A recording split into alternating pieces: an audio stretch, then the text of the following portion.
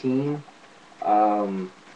Today, one of the things that I was involved in, I was at the office, multitasking.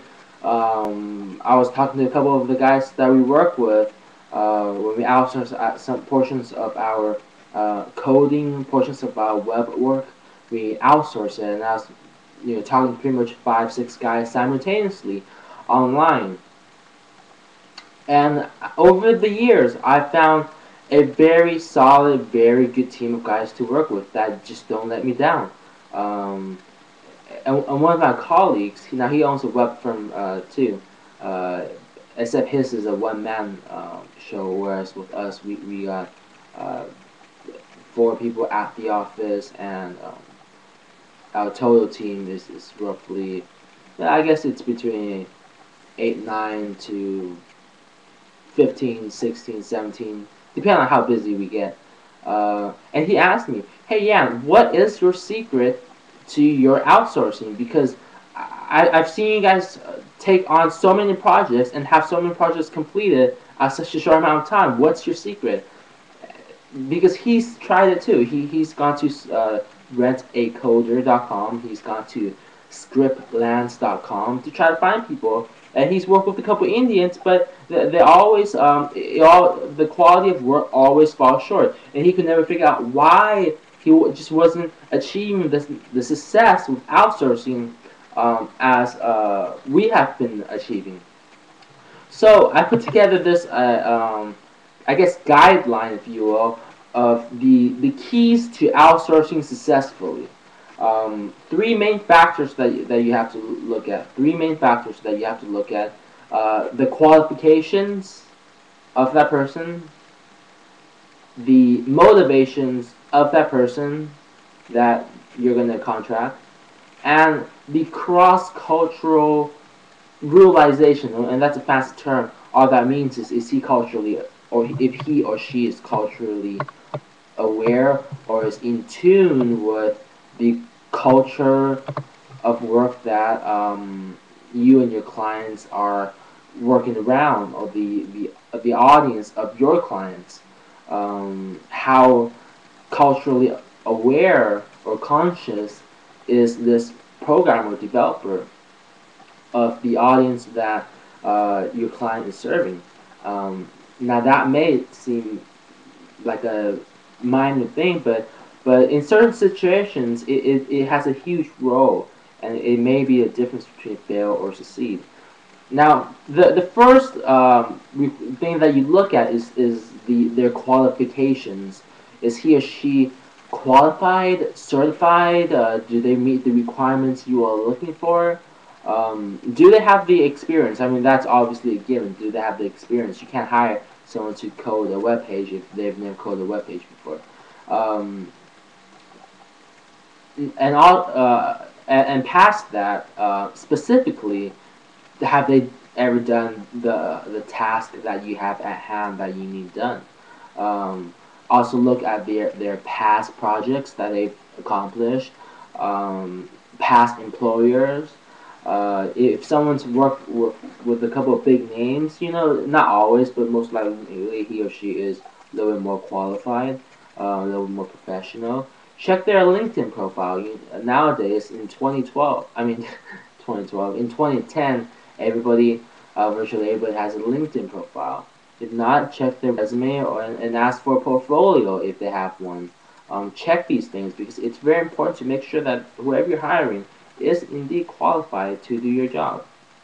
And the second thing that you want to look for is look for their motivations. Not all people that want to work with you has their interests aligned with what you want. Um, Definitely look for any negative reputation or reviews on that person on Google, because if there are complaints by anybody, chances are if you hire them, you may, or you may get the same service that this person that wrote the poor review got. Also, find out if this person, this guy, this girl is motivated only by money, or if he or she is actually concerned about the quality and effort of his or her work. Because the people that are concerned just with money, once funds start drying up, or if they get a project that pays a little more, they're gonna set you as a low priority, and that may have drawbacks.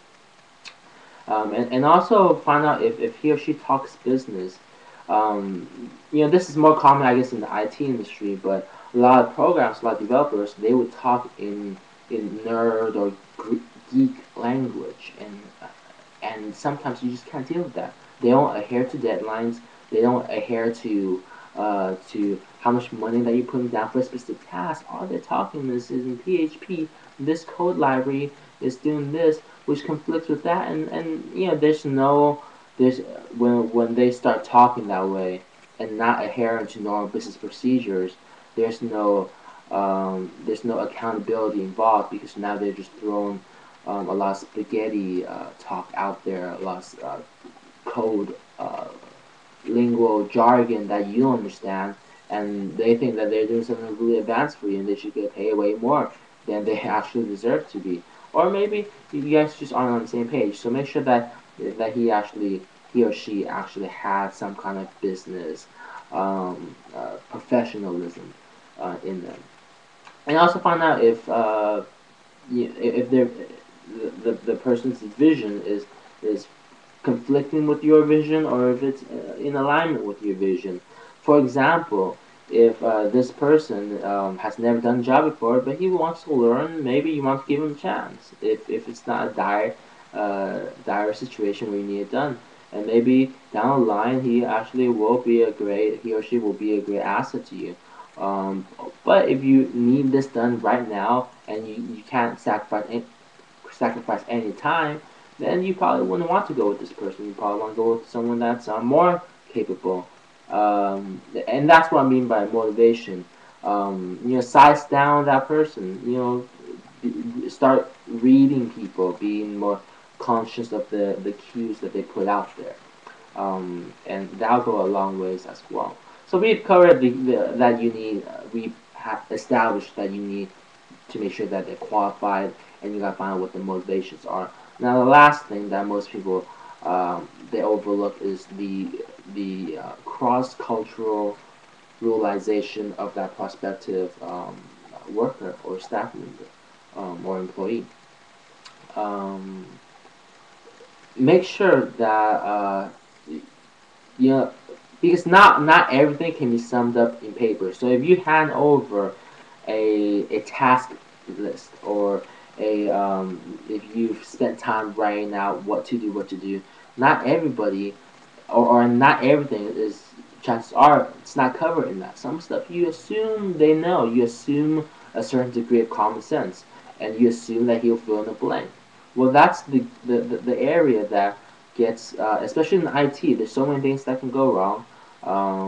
That's the gray area, the area um, the the business owner, or the guy that's paying to get stuff done, he assumes certain level of accomplishment on the programmer's end, and the programmer later in turn says, "Hey, this is not in the paperwork. You can't assume this.